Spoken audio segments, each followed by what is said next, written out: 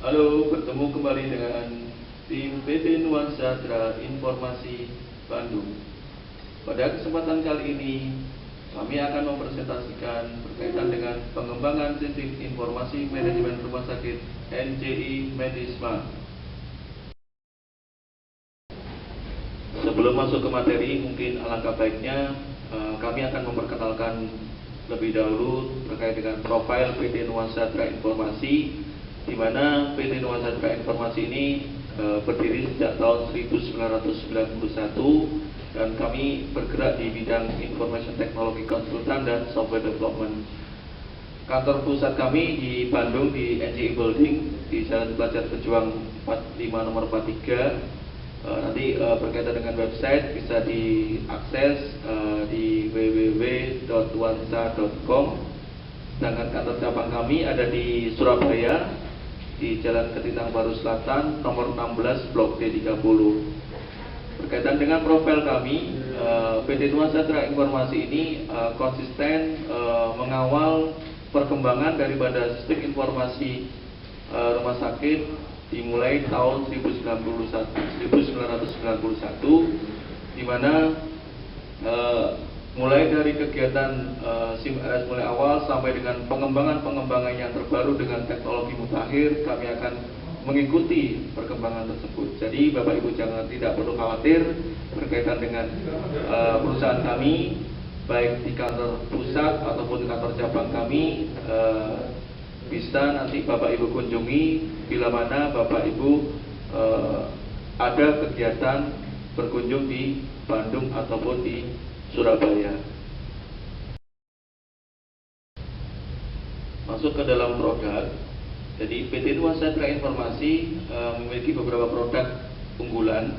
Di antaranya ada NCI Medismat, ya, ini berkaitan dengan sistem informasi manajemen rumah sakit, mulai dari proses pelayanan sampai dengan di back office.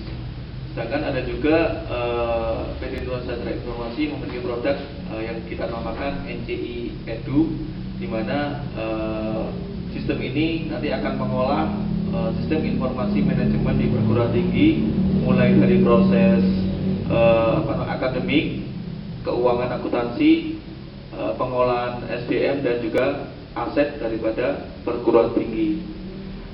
Dan ada juga produk NCI Manufaktur Accounting System, di mana produk ini nanti akan mengolah manajemen sistem akuntansi yang ada di perindustrian. Sedangkan untuk NCI Bookman, kita memiliki produk untuk proses pengolahan yang ada di perpustakaan, di mana NCI Bookman ini sudah dipakai di beberapa perpustakaan di seluruh Indonesia, baik di wilayah timur ataupun wilayah barat. Sedangkan untuk NCI Brief Asset ini merupakan suatu produk untuk memanajemen maintenance aset, di mana aplikasi ini nanti akan berkolaborasi, akan bisa melihat kapan aset itu akan di maintenance, dalam ini berkaitan dengan kegiatan di industri atau aset mesin-mesin perindustrian. Sedangkan untuk NCI Form atau Flight Operation Management System, ini adalah pengolahan sistem informasi yang berkaitan dengan operasi penerbangan, di mana kegiatan ini kami kerjasama dengan Akademi Penerbangan yang ada di Bandung untuk menghitung jumlah jam terbang yang ada di oleh pilot, ya, dimana kalau Bapak Ibu sekalian yang sebelumnya pilot itu ketika mau terbang dia harus mengisi checklist secara manual, sekarang sudah bisa menggunakan NCI Form. Dan juga ada namanya NCI Smart Office, di mana yang berkaitan dengan sistem manajemen kontrol yang ada di perkantoran. Jadi kita ada beberapa produk yang unggulan kami, tapi untuk kesempatan kali ini kami akan coba menjabarkan atau menjelaskan berkaitan dengan produk kami, yaitu di produk rumah sakit yang kita namakan NCI Medismart. Baik, sekarang kita coba masuk ke sebaran pengguna aktif NCI Medismart.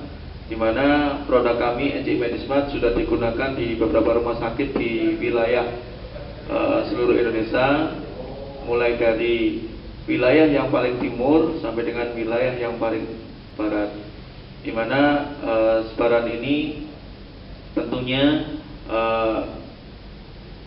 bisa kita manage dengan baik dengan model penempatan personil, monitoring secara berkala, dan juga komunikasi intens terhadap customer yang sedang menggunakan NCI Medismart. Di mana untuk pekerjaan yang di masing-masing customer ini kami tidak hanya kerjasama dengan tim rumah sakit saja, tetapi ada juga yang kerjasama dengan tim konsultan dari luar Indonesia. Di antaranya kami di wilayah Aceh, kami kerjasama pada waktu itu dengan GTZ Jerman, di mana kami mendapatkan proyek untuk mengerjakan 5 rumah sakit yang ada di Aceh. Sedangkan di wilayah timur kami pernah kerjasama dengan VSO yang ada di Australia untuk mengerjakan di RSUD Johannes yang ada di Kupang.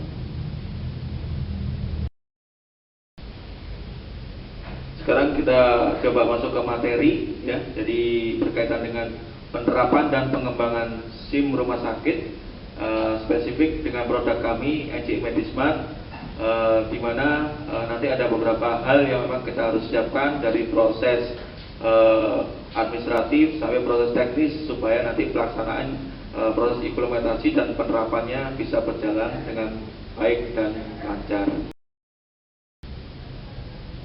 Sebelum masuk ke materi detail, mungkin alangkah baiknya kami akan coba jelaskan terlebih dahulu gambaran umum terkaitan dengan sistem informasi manajemen rumah sakit, di mana mungkin yang selama ini kita mengenalnya adalah billing system. Jadi sebenarnya SIM-RS itu adalah beda dengan billing system. Jadi kalau SIM-RS itu merupakan sebuah sistem informasi yang terintegrasi yang disiapkan untuk menangani keseluruhan proses manajemen rumah sakit, mulai dari proses pelayanan, diagnosa tindakan untuk pasien ya, medical record, apotek, gudang dan sebagainya. Dan itu tersimpan di dalam suatu database yang terintegrasi. Sedangkan kalau dengan billing system itu adalah hanya pengolahan di keuangan saja.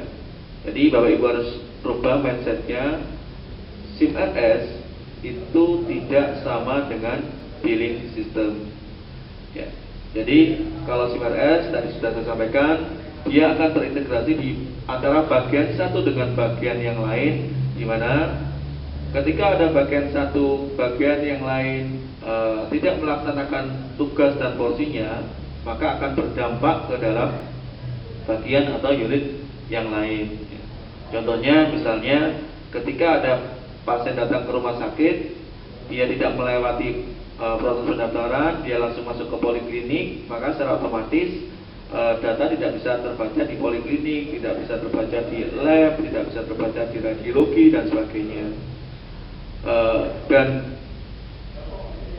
ujung datanya itu nanti akan diolah di kegiatan medical record dan juga keuangan dan akuntansi muaranya. Seperti itu.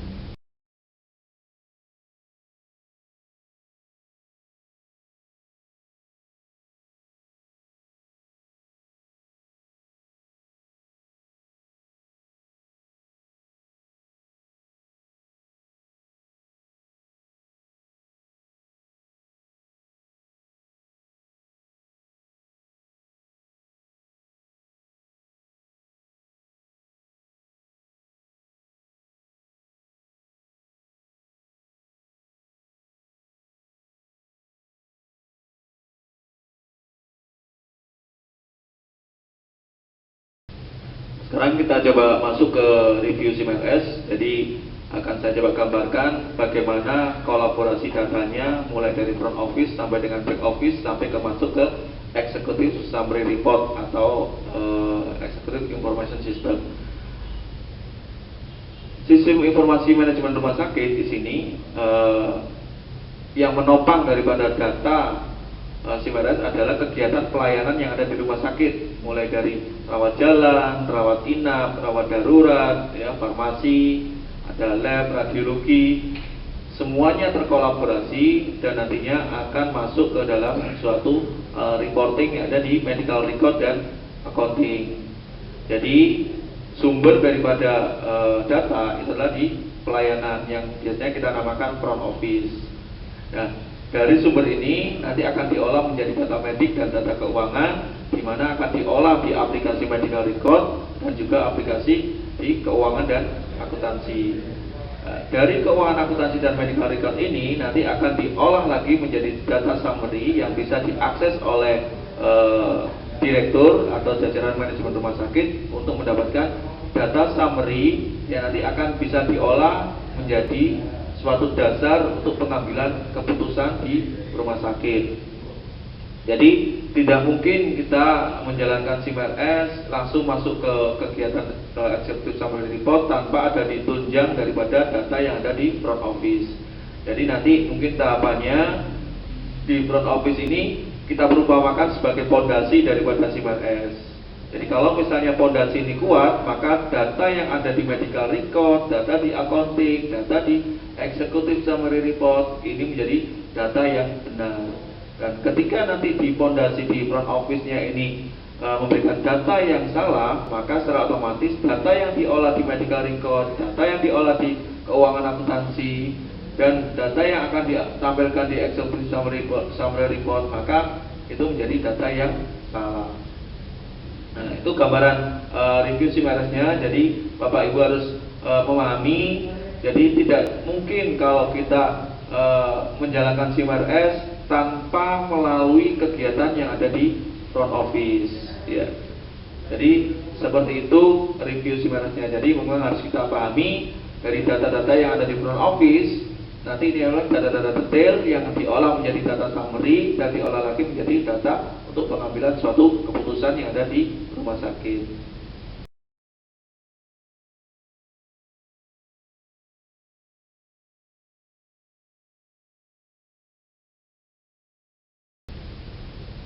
Nah, sekarang kita coba masuk ke roadmap pengembangan SIMRS-nya. Jadi kalau di kami di NCI itu ada roadmap-nya atau tahapan-tahapannya, kapan kita harus mengembangkan SIMRS, mulai dari mana dan sampai mana. Ya, jadi untuk pengembangan SIMRS kita harus melalui atau harus mengawali dari proses yang ada di front office yang mungkin yang sekarang yang kita namakan NCI Medismart, ya. Di sini dan kebutuhannya adalah ada namanya server di sini, ya, yang harus disediakan untuk terkoneksi di beberapa aplikasi yang ada di Medismart nantinya. Mungkin ada di UGD, rawat jalan, rawat inap, lab, radiologi dan sebagainya. Ya. Setelah nanti data yang ada di front office ini jalan bagus, maka kita akan kembangkan lagi ke pelayanan publik, ya, yang bersentuhan langsung dengan masyarakat. Jadi antaranya ada pendaftaran online dan booking online. Nah, ini nanti juga harus siapkan ada infrastrukturnya, mulai dari SMS gateway-nya, ya, web servernya dan sebagainya. Nah, ini harus kita siapkan. Jadi tidak mungkin kita langsung ke pendaftaran online tapi tidak didukung adanya kegiatan yang ada di front office-nya. Nah, setelah pendaftaran online ini jalan, maka kita kembangkan lagi ke proses berkaitan dengan persediaan obat, ya. Untuk kegiatan persediaan obat, mungkin yang sekarang di apotek yang di front office itu hanya mengolah dari sisi proses laporan mutasi, laporan kartu stok, ya. Nah, dari proses itu proses tersebut dilakukan, maka kita kembangkan lagi ke proses untuk kesediaan obatnya. Mungkin yang Bapak Ibu sekalian bisa mengenal dengan proses persediaan, ada metode LIFO, ada average, ada LIFO dan sebagainya. Nah, nanti akan diolah di persediaan obat dan alkes ini. Nah, setelah nanti kita masuk ke persediaan obat dan alkes, maka kita coba aplikasi SIMRS Medismart kita kolaborasikan dengan sistem yang lain, ya. Di antaranya ada BPJS, ya, ada nanti Sirana, Sisrut dan sebagainya. Nah, kita kolaborasi di sini. dari BPJS nanti kita pilih ada yang integrasi STP dan integrasi klaim sistemnya. Apa yang harus disiapkan? Harus ada akses server ke BPJS, ya, akses server ke Sisrut, akses server ke Siranap dan sebagainya. Ketika data ini sudah terintegrasi, baik si BPJS, Siranap, Sisrut dengan SIM-RS yang ada di rumah sakit, maka kita kembangkan ke proses di pengolahan keuangan dan akuntansi, mulai dari perencanaan anggaran sampai dengan proses akuntansinya. Ya, jadi di sini mulai masuk ke ranah pengolahan keuangannya. Nah, ketika di ranah keuangan ini sudah berjalan dengan bagus, secara otomatis data di front office masuk ke proses pendaftaran online, kesediaan obat, integrasi dengan BPJS, maka dengan pengolahan keuangan dan akuntansi ini semua akan tercover. Kegiatan ini mengetahui berapa jumlah perencanaan anggarannya, berapa realisasinya, ya, dan sebagainya. Ketika proses ini sudah berjalan dengan baik, maka kita kembangkan lagi SIM-RS kita, coba kita kolaborasikan dengan interface yang ada di alat, baik itu alat lab ataupun alat radiologi. Nah, ini tentunya harus disiapkan infrastrukturnya, ada server di masing-masing unit tersebut, khusus server LIS dan server PACS. Ini. Ya. Dari proses ini kita kembangkan ke proses electronic medical record. Jadi kalau kita langsung masuk ke electronic medical record, ya itu mungkin bisa saja, tetapi mungkin data-data yang diperlukan oleh electronic medical record itu tidak bisa selengkap yang diharapkan. Contoh misalnya di electronic medical record kita alokasikan untuk mekanisme pemeriksaan lab, pemeriksaan radiologi, mungkin hasilnya masih belum bisa masuk ke dalam electronic medical record karena dia belum terkoneksi langsung dengan alat. Termasuk juga imaging yang ada di alat radiologinya. Ya, seperti itu. Mungkin di medical record elektroniknya dia akan mengolah yang berkaitan dengan assessment, ya, ada assessment perawat, ada assessment medis dan sebagainya. Mungkin bisa sampai sebatas itu. Nah, dari kegiatan electronic medical record kita masuk ke mobile aplikasi, di mana mobile aplikasi ini kegiatan yang bisa diakses oleh di luar rumah sakit dengan aplikasi mobile, baik itu Android ataupun dengan aplikasi mobile yang lain, ya. Nah, tentunya kita harus siapkan ada dedicated servernya yang ada di rumah sakit untuk bisa diakses. Jadi tidak bisa kita campur antara server SIM-RS yang utama dengan server yang akan kita publish.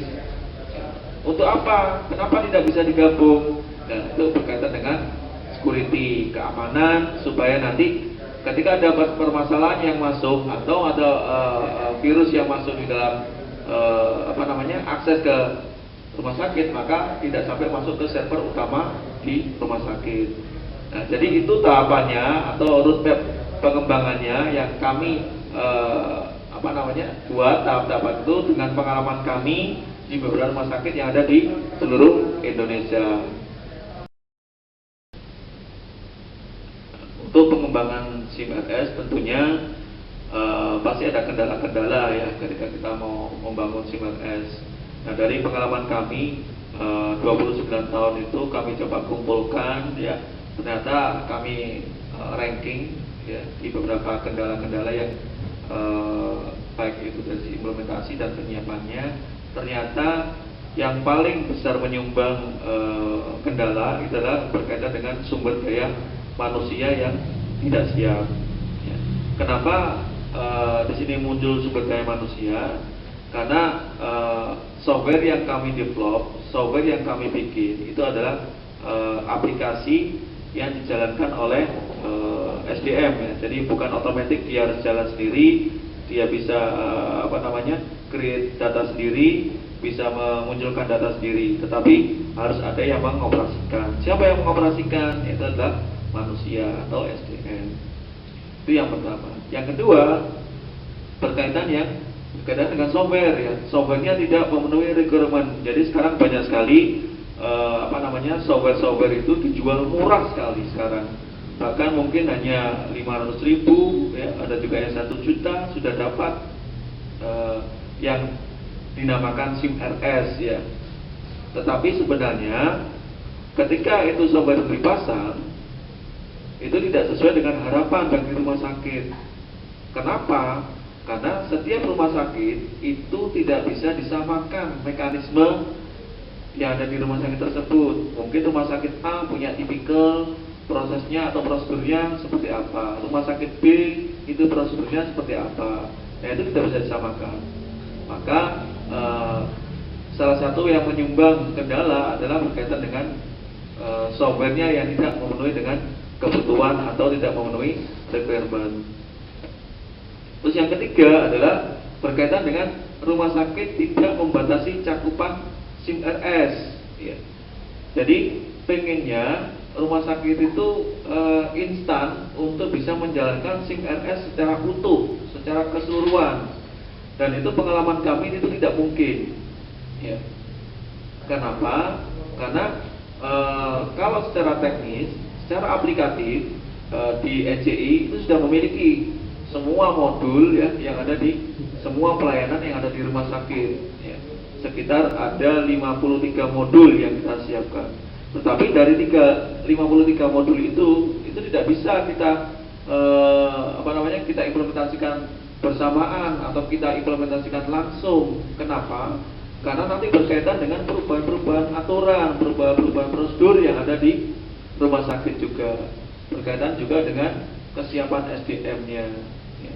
Dan kami nantinya akan memberikan kegiatan secara bertahap yang kita namakan nanti ada master plan SIM RS-nya, seperti itu.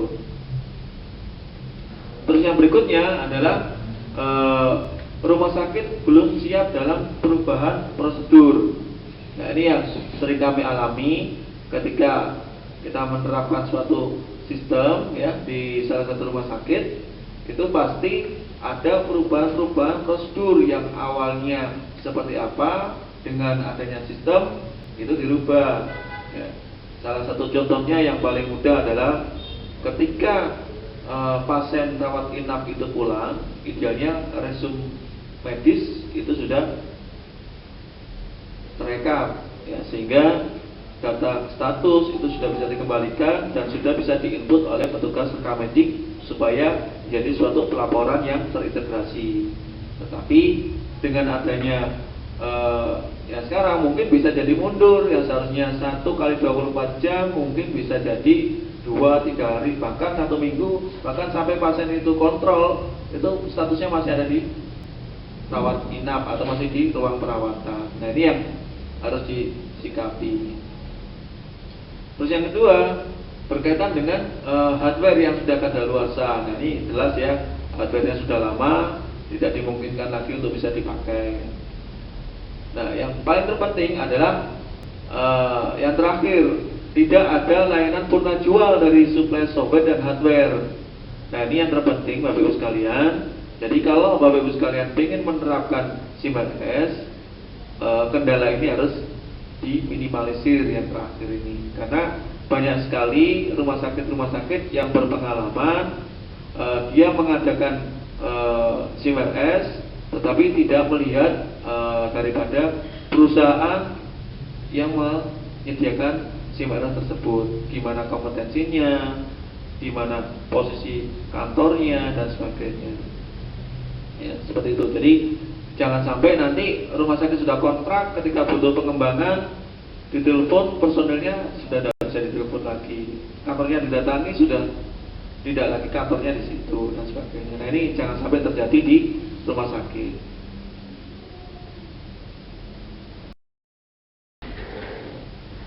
Baik, dari kendala-kendala yang tadi yang sudah kita sampaikan, maka kami dari PT Nuansa Cerah Informasi memberikan suatu solusi ya, gimana untuk bisa mengatasi kendala-kendala tersebut.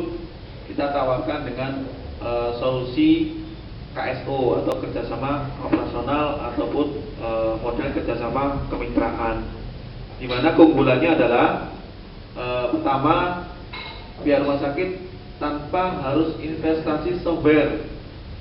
Yang kedua, tanpa biaya pemeliharaan sistem. Dan yang ketiga adalah pengembangan sistem terarah. Dan yang keempat, kepastian sistem berfungsi dengan baik. Nah, tentunya solusi-solusi ini tidak hanya kami tuliskan, tetapi nanti ketika kerjasama kami akan terapkan dan kami akan implementasikan. Ya, contohnya dengan tanpa investasi software, nanti dari pihak rumah sakit hanya menentukan unit-unit mana atau bagian-bagian mana yang akan disistemkan terlebih dahulu. Tentunya harus berurutan sesuai dengan master plan SIMRS yang sudah kami sampaikan. Yang kedua, tanpa biaya pemeliharaan sistem. Jadi dengan pengalaman kami bahwa setiap rumah sakit itu memiliki karakteristik yang berbeda-beda, mekanisme prosedur pelayanan yang berbeda-beda. Jadi sistem kami bisa kita sesuaikan dengan aturan atau regulasi yang ada di rumah sakit tersebut supaya sistem bisa digunakan dengan baik di rumah sakit tersebut. Yang ketiga adalah pengembangan sistem terarah. Ya. Jadi kami PT Nuansa Secara Informasi ketika kerjasama dalam skup KSO itu sebenarnya kami tidak hanya sebagai pengembang software, tetapi kami akan masuk juga di dalam kegiatan yang berkaitan dengan konsultasi. Jadi dengan pengalaman kami selama 29 tahun itu, nanti biar rumah sakit bisa menanyakan kira-kira mau pengembangan, nanti bisa kita arahkan kira-kira pengembangannya ke arah mana yang tepat, dan kita memberikan referensi di beberapa rumah sakit yang sudah kami jalankan dan berhasil dengan baik.